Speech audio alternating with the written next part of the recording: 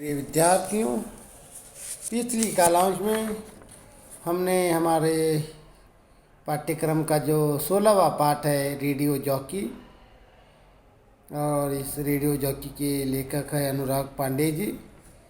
इसका हमने अध्यापन शुरू किया है दोस्तों। तो यह एक रेडियो या समाचार या जनसंपर्क से संबंधित यह पाठ है। रेडियो जॉकी के बारे में हमने कल सुना है, आरजे कहते हैं जिसे। और इसमें जो रेडियो जॉकी अनुराग पांडे जी है, अनुराग पांडे जी का साक्षात्कार एक युवक जिसका नाम प्रगल्भ है, प्रगल्भ अनुराग जी का साक्षात्कार लेता है और अनुराग आरजे या रेडियो जॉकी बनने के लिए क्या क्या उपयोग किया, क्या क्या प्रयास करने पड़ते हैं, इसके बारे में हम कल के कलास में कल से देख रहे हैं दोस्तों।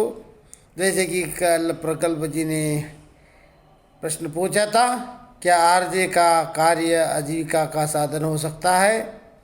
तब अनुराग जी ने उसका बड़े मार्मिक शब्दों में उत्तर दिया था। कहा था उन्होंने कि निसंदेह इस क्षेत्र में रोजगार के विपुल अवसर उपलब्ध है। इसके लिए आपके पास योग्यता, भाषा पर प्रभुत्व, देश विदेश की जानकारी, नित नई रची जाने वाली रचनाओं को पढ़ने की ललक, आवाज़ में उतार चढ़ाव, वाणी में नम्रता एवं समय की पाबंदी आदि अति आवश्यक गुण होने चाहिए। आपकी शैली भी विशेष हो। आपको अनुवाद करने का ज्ञान भी होना चाहिए। कई रेडियो स्टेशन है जहां रेडियो जॉकी की आवश्यकता होती है। आप अपने कार्य का प्रारंभ अपने क्षेत्रीय रेडियो स्टेशन से कर सकते हैं। अनुभव प्राप्त होने के बाद बड़े रेडियो स्टेशनों पर आपको काम करने के अवसर मिल सकते हैं। शायद हम पिछली कलास में यहाँ तक आए थे दोस्तों। अब आगे प्रगल्भ जी जो है वह अगला प्रश्न पूछते हैं अनुराग जी से। तो प्रगल्भ जी प्रश्न पूछ रहे हैं, क्या आरजे बनने के लिए प्रशिक्षण संस्थान से प्रशिक्षण प्राप्त करना आवश्यक है क्या? क्या प्रश्न पूछा है, क्या आरजे बनने के लिए प्रशिक्षण संस्थान से प्रशिक्षण प्राप्त करना आवश्यक है क्या? तब अनुराग जी इसका उत्तर देते हैं। देखो प्रगल्भ, इसका उत्तर हाँ भी है और ना भी है। प्रशिक्षण लेना भी आवश्यक है और नहीं लेना भी आवश्यक है। हाँ भी है और ना भी है। हर रेडियो स्टेशन के अपने अपने मापदंड और निकष होते हैं। कोई यह देखता है कि आपने प्रशिक्षण लिया है या नहीं। वहीं पर कई रेडियो स्टेशन सिर्फ आपकी कला, ज्ञान तथा प्रस्तुतिकरण की शैली देखकर आपका चयन कर लेते हैं। आजकल जगह जगह रेडियो जॉकी से संबंधित कार्यशालाओं का आयोजन किया जा रहा है।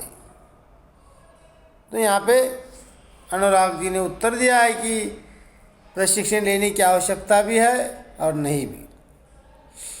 तो प्रगल्भ जी दूसरा प्रश्न पूछते हैं, आरजे बनने के इच्छुकों को किस प्रकार की तैयारी करने की आवश्यकता है?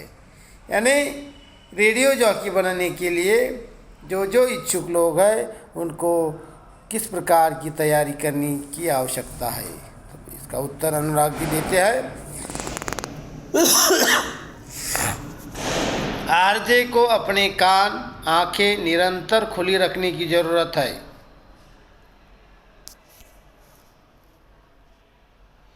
उसे जिस भाषा में बोलना है उस भाषा को ज़्यादा से ज़्यादा सुनना होगा। उस भाषा का साहित्य पढ़ना होगा। रोज समाचार पत्र पढ़ने होंगे।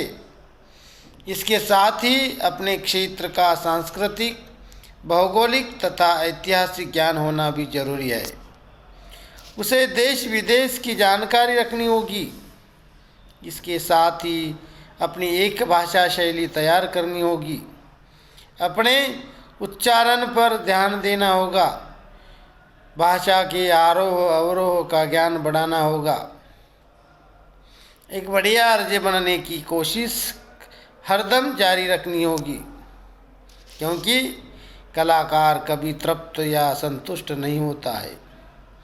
उसे विशिष्ट लोगों के विशेष अवसर पर साक्षात्कार लेते हुए कार्यक्रम की प्रस्तुति करनी पड़ती है। इसलिए साक्षात्कार लेने की कुशलता इसमें होनी आवश्यक है या होनी चाहिए। यहाँ पे आगे कहते हैं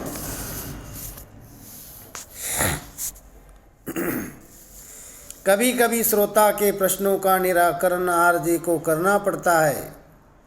यह तभी संभव है जब उसके प्रश्नों के उत्तरों का ज्ञान उस आरजे के पास है।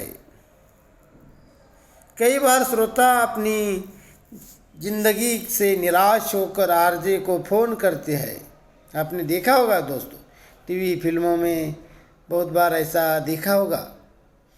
तो जब कोई निराश होता है, मायूस होता है, ज़िंदगी से तंग आकर कुछ अलग या कोई गलत कार्य करने की कोशिश करता है, तब ऐसे लोगों ने बहुत बार आरजे को फ़ोन किया है। ज़िंदगी से निराश होकर आरजे को फ़ोन करते हैं, तब उन्हें प्रोत्साहित करने का या प्रोत्साहित करने के लिए आरजे का अपना मनोविश्लेषणात्मक अध्ययन उपयोगी होता है। कई बार परीक्षाओं के पहले मुझे विद्यार्थियों के फ़ोन आते हैं, कहते हैं कल से परीक्षा शुरू हो रही है और मुझे बहुत टेंशन हो रहा है। लगता है कि मैंने जो पढ़ा है मुझे ऐन मौके पर याद नहीं आएगा। मैं क्या करूं, मेरी समझ में नहीं आ रहा है। ऐसी स्थिति में मैं उनका मनोबल बढ़ाने का काम करता हूं और कहता हूं आपके मन में आने वाले विचार बहुत स्वाभाविक है। इस प्रकार के विचार आपको स्ट्रेस के कारण आते हैं। आप निश्चिंत रहिए, परीक्षा के दौरान आपको अपनी की हुई पढ़ाई याद आएगी। आप विचलित न हो, मेहनत करते रहिए, आप जरूर परीक्षा में सफल होंगे। अगर आप यह एक अच्छे संवादक बनना चाहते हैं तो आप लोगों को देखकर तथा सुनकर अभ्यास द्वारा अपने आप को तैयार कर सकते हैं। जब आप अपनी कही हुई बात को दोबारा सुनते हैं तो आपको लगता है कि इसे आप और अच्छी तरह से प्रस्तुत कर सकते हैं, यस प्रस्तुत कर सकते थे। इस तरह आप स्वयं अपना गुरु बन सकते हैं। यदि आपको सफल आरजे बनना है तो आपकी भाषा सहज, सरल, रोचक एवं प्रवाहमयी होनी चाहिए, जो श्रोताओं की समझ में आसानी से आए और उनका मनोरंजन भी हो, साथ में उन्हें ज्ञान भी मिले। प्रगल्भ जी दूसरा प्रश्न पूछते हैं, आरजे को अपनी भाषा पर प्रभुत्व बनाए रखने के लिए किस तरह के प्रयास करने चाहिए। प्रगल्भ जी ने दूसरा प्रश्न पूछा कि आरजे को अपनी भाषा पर प्रभुत्व बनाए रखने के लिए किस तरह के प्रयास करने चाहिए। तब इस प्रश्न का उत्तर देते हुए अनुराग जी कहते हैं, आरजे और भाषा मानो एक ही किस सिक्के के दो पहलू है।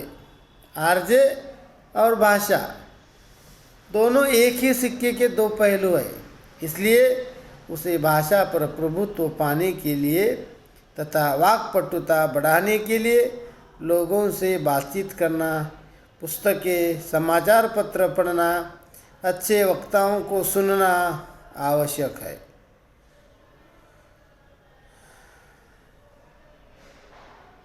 इसमें या इससे आपकी शब्द संपदा बढ़ेगी, जिससे आपको शब्द चयन में सुविधा होगी। अपने करियर को सुदृढ़ बनाने के लिए भाषा शालीन, रोचक एवं प्रभावशाली होनी चाहिए।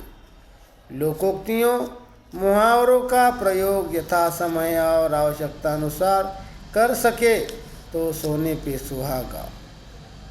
आप में ज्ञान पाने और आगे बढ़ने की ललक, लोगों से मेल मिलाप की भावना और कुछ कर गुजरने का जुनून है। तो निसंदेह आप इस क्षेत्र में नए कीर्तिमान स्थापित कर सकते हैं। अपने कार्य को अधिक प्रभावशाली बनाने के लिए आप निरंतर अभ्यास करते रहिए। जैसे आप किसी विषय पर किसी व्यक्ति से बात कर रहे हैं तो उसे ध्वनि मुद्रित कीजिए और स्वयं सुनिए, ताकि आपको अपनी गलतियों का एहसास हो, जिससे आप अगली बार अपनी गलतियां सुधार सकते हैं। तो ठीक है दोस्तों, आज के लिए हम यहीं पे रुकते हैं, बाकी का हम